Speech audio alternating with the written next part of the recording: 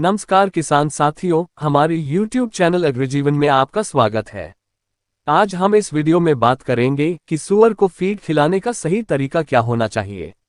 और इसके साथ हम इस वीडियो में आपको जानकारी देंगे कि सूअर फार्म में वह कौन कौन से कारक है जो सूअर द्वारा फीड के पाचन को प्रभावित करते हैं, और आप सही प्रबंधन के साथ कैसे सूअर द्वारा फीड के पाचन को बढ़ा सकते हो ताकि आपके फार्म का सूअर कम से कम फीड खाकर तेजी से वजन प्राप्त करे और आपका फेटनेस सूअर कम खर्च में बेचने लायक तैयार हो।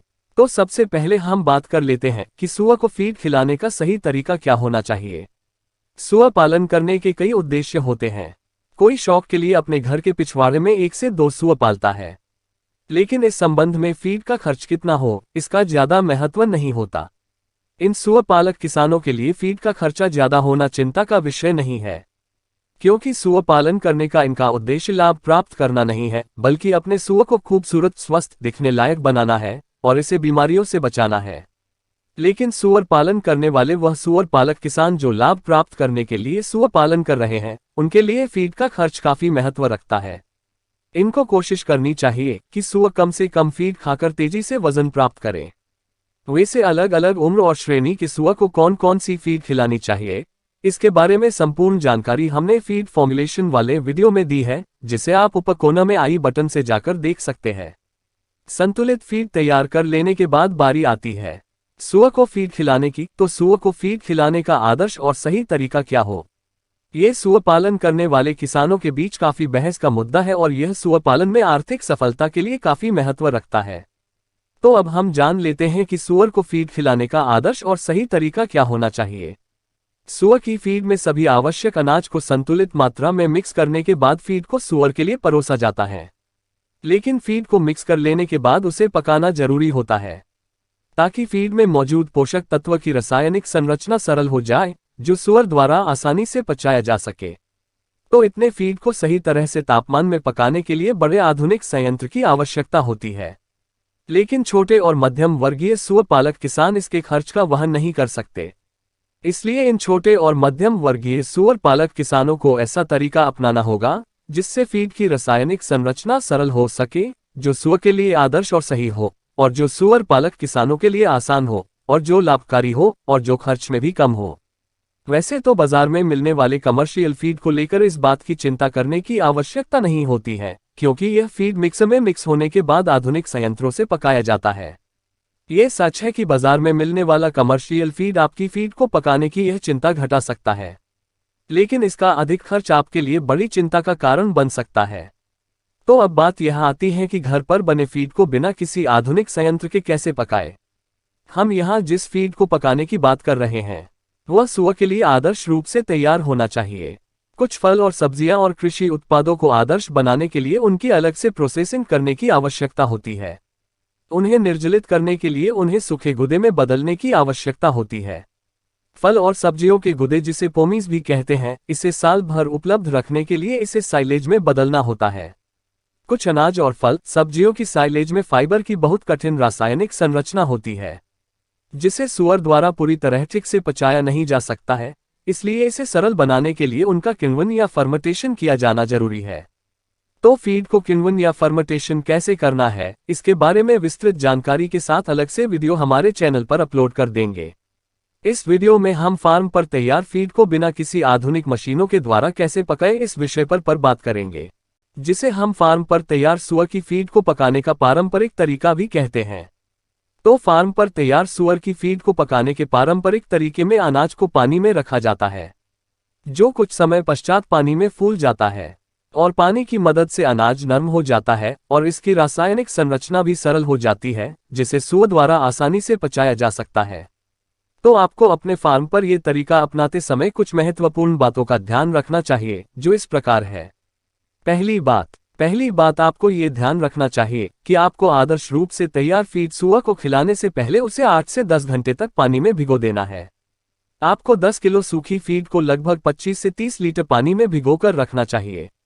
दूसरी बात आपको ये ध्यान रखना चाहिए कि गर्मी के दिनों में ये समय 8 से 10 घंटे से घटाकर 5 से 6 घंटे कर देना चाहिए, क्योंकि गर्मियों के दिनों में फीड को ज्यादा समय तक पानी में रखने से वह खराब हो सकती है। तीसरी बात आपको ये ध्यान रखना चाहिए कि यदि आपको फीड में परजीवी यानी बैक्टीरिया का खतरा महसूस हो रहा है तो आप उसे गर्म पानी में उबाल सकते हैं।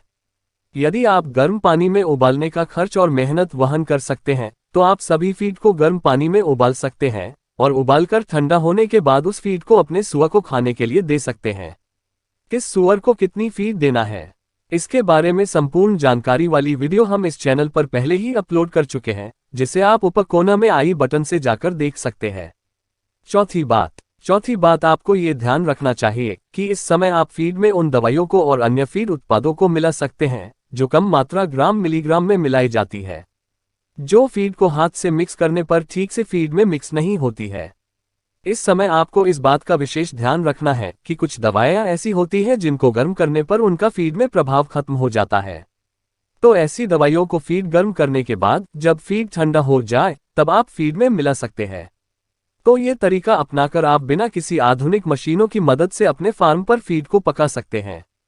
अब हम बात कर लेते हैं कि सुअर फार्म में वह कौन कौन से कारक हैं जो सुअर द्वारा फीड के पाचन को प्रभावित करते हैं और आप सही प्रबंधन के साथ कैसे सुअर द्वारा फीड के पाचन को बढ़ा सकते हो। तो कुछ महत्वपूर्ण कारक जो सुअर द्वारा फीड की पाचन शक्ति को प्रभावित करते हैं वह कुछ इस प्रकार हैं। पहला कारक है फीड की गुणवत्ता। आपको अपने फार्म के सुअर के लिए सही गुणवत्ता वाली फीड का चयन करना जरूरी है, क्योंकि सही गुणवत्ता वाली फीड ही आपके फार्म में सुअर द्वारा सही फीड पाचन शक्ति की गति को बनाए रख सकता है। नहीं तो खराब गुणवत्ता वाली फीड सुअर के लिए हानिकारक हो सकती है और यह सुअर के लिए पेट में होने वाली बीमारियों का कारण भी बन सकती है। खराब गुणवत्ता वाली फीड के कारण आपके सुअर में अपच की समस्या भी देखने को मिल सकती है और इसके साथ यह अन्य बीमारियों का कारण भी बन सकती है। दूसरा कारक है तापमान। फिनिशर सुअर की तेजी से वृद्धि और ब्रीडिंग पशु द्वारा सही और ज्यादा उत्पादन के लिए सुअर के तापमान की आवश्यकताएं महत्वपूर्ण है। सुअर तापमान के उतार चढ़ाव को सहन करने की क्षमता रखता है, लेकिन तापमान का ज्यादा उतार चढ़ाव और बहुत अधिक या बहुत कम तापमान सुअर के विकास और वजन प्राप्त करने की गति को प्रभावित करता है। उदाहरण के लिए, तापमान बहुत ठंडा होने पर सुअर अधिक भोजन करेगा लेकिन अपने शरीर को गर्म रखने के लिए अधिक ऊर्जा खर्च करेगा, जिसके परिणाम स्वरूप फीड का अधिक उपयोग शरीर को गर्म करने पर होगा, जिस वजह से सुअर की धीमी वृद्धि होगी और सुअर वजन प्राप्त करने में समय लगाएगा। यदि हम अधिक तापमान यानी गर्मी के मौसम की बात करें तो ज्यादा गर्मी सुअर के लिए तनाव का कारण बन सकती है। तनाव में होने के कारण सुअर कम फीड खाएगा और ज्यादा बीमार होगा। ज्यादा बीमार होने से सुअर कम वजन प्राप्त करने के साथ सुअर का वजन कम भी हो सकता है। इसलिए गर्मियों के दिनों में फार्म के अंदर ज्यादा तापमान को नियंत्रित करने के लिए फोगर का उपयोग करना चाहिए। फोगर के बारे में अधिक जानकारी लेने के लिए आप हमारे व्हाट्सएप नंबर पर कॉल या मैसेज कर सकते हैं। तीसरा कारक, फार्म में सुअर को पानी की पर्याप्त आपूर्ति। सुअर को अच्छे से विकास करने के लिए ताज़ा और साफ पानी 24 घंटे उपलब्ध कराएं। पानी सुअर के आहार का केंद्रीय हिस्सा है। सुअर के शरीर के वजन का आधा से 2/3 हिस्सा पानी होता है। एक सुअर की वृद्धि दर के लिए स्वच्छ पेयजल तक पहुंच आवश्यक है। नए दुग्ध से छुड़ाए गए सुअर के बच्चों के लिए पानी की व्यवस्था इस प्रकार करें कि वह ज्यादा पानी में भीगे नहीं तो इन्हें निमोनिया हो सकता है। सुअर पालक किसानों को फार्म में पानी के उपकरणों को लगातार साफ किया जाना चाहिए और ठीक से रखा जाना चाहिए। उचित जल व्यवस्था बनाए रखने के लिए सुअरों के पास पूरे दिन पीने के पानी उपलब्ध होना चाहिए। वैसे पानी के पात्र और कुडों को बार बार साफ करने से और उनमें गंदगी फैलने से बचने के लिए आप सुअर के लिए वाटर निप्पल का उपयोग कर सकते हैं, क्योंकि यह वाटर निप्पल 24 घंटे सुअर के लिए पानी उपलब्ध कराएंगे और इनमें आने वाला पानी गंदा भी नहीं होता है और यह पानी की स्वच्छता को बनाए रखता है। आप कितनी भी कोशिश कर ले लेकिन आप कुंड और पात्र में 24 घंटे साफ पानी उपलब्ध नहीं रख सकते हैं, क्योंकि उसमें गंदगी हो सकती है और खुले पानी में कीटाणु और बैक्टीरिया भी पनपते हैं। इसलिए आप सुअर के लिए पानी के निप्पल का उपयोग ही करें। पानी के वाटर निप्पल के बारे में अधिक जानकारी लेने के लिए आप हमारे व्हाट्सएप नंबर पर कॉल या मैसेज कर सकते हैं। चौथा कारक, सुअर के लिए पीने के पानी की गुणवत्ता। आप अपने फार्म पर अपने जानवरों को पिलाने के लिए जिस पानी का उपयोग करते हैं, आपको उसकी जांच करवाना जरूरी है और यह निश्चित करना जरूरी है कि उसमें हैजा टाइफाइड के साथ और कोई कीटाणु तो नहीं है। और पानी की जांच करवाते समय आपको इस बात का विशेष ध्यान रखना चाहिए कि पानी का पीएच लेवल 5 से अधिक ना हो। 5 से अधिक पीएच लेवल होने से यह सुअर के लिए अपच का कारण बन सकता है और यह सुअर के विकास के लिए नकारात्मक भी हो सकता है। पांचवा कारक, स्वच्छता। फार्म पर स्वच्छता बनाए रखने के लिए फार्म के प्रबंधन पर विशेष ध्यान दिया जाना चाहिए, क्योंकि फार्म में गंदगी होने से सूअर को दी गई फीड में भी गंदगी होगी, जो सूअर के लिए बीमारियों का कारण बनता है। इससे बचने के लिए आपको सूअर को फीड फार्म की सफाई के बाद ही देना चाहिए। छठा कारक, फार्म की बनावट। फार्म की सही बनावट आपके फार्म पर उन पर्यावरणीय नकारात्मक परिस्थितियों को नियंत्रित करती है, जो आपके फार्म पर सूअर द्वारा फीड सेवन को कम करती है। इसके बारे में विस्तृत जानकारी हम आने वाले वीडियो सूअर के आवास निर्माण में बताएंगे। सातवां कारक, सूअर की नस्ल। सूअर द्वारा फीड के सेवन पर और उसके द्वारा खाई गई फीड को मांस में परिवर्तित करने की क्षमता पर उसकी नस्ल का प्रभाव होता है। एक सही नस्ल के सूअर में उसके द्वारा खाई गई फीड को मांस में परिवर्तित करने की क्षमता ज्यादा होती है। इसलिए फार्म पर सही नस्ल के सूअर का चयन करना जरूरी होता है और आपको हमेशा सही नस्ल के सूअर से सूअर पालन की शुरुआत करनी चाहिए। इसके बारे में विस्तृत जानकारी हम आने वाले वीडियो में फार्म के लिए सही नस्ल का चयन कैसे करें में बात करेंगे। आठवां कारक, बीमारियां। बीमारियां भी सूअर द्वारा सेवन की गई फीड को प्रभावित करती है। इसके बारे में विस्तृत जानकारी हम आने वाले वीडियो में सूअर पालन में होने वाली बीमारियां और उनका इलाज कैसे करें में बात करेंगे। नौवां कारक, सूअर में अवसाद या तनाव। जब किसी फार्म पर सूअर का स्थान परिवर्तित किया जाता है या उसे कहीं दूसरे फार्म से नए फार्म पर शिफ्ट किया जाता है, तो वह अवसाद में चला जाता है और वह गुमसुम हो जाता है और वह फीड खाना कम कर देता है। तो ये कारक भी है जो सूअर द्वारा फीड सेवन को प्रभावित कर सकता है। 10वां कारक, फीडर की बनावट और रखने का तरीका। फीडर की बनावट और उसको रखने का तरीका भी सूअर द्वारा फीड सेवन को प्रभावित कर सकता है। इसलिए हमें सूअर का फीडर ऐसा बनाना चाहिए और उसे ऐसा रखना चाहिए कि सूअर की फीड तक उपलब्धता आसान रहे। आप सूअर के लिए फीडर बॉक्स का उपयोग भी कर सकते हैं।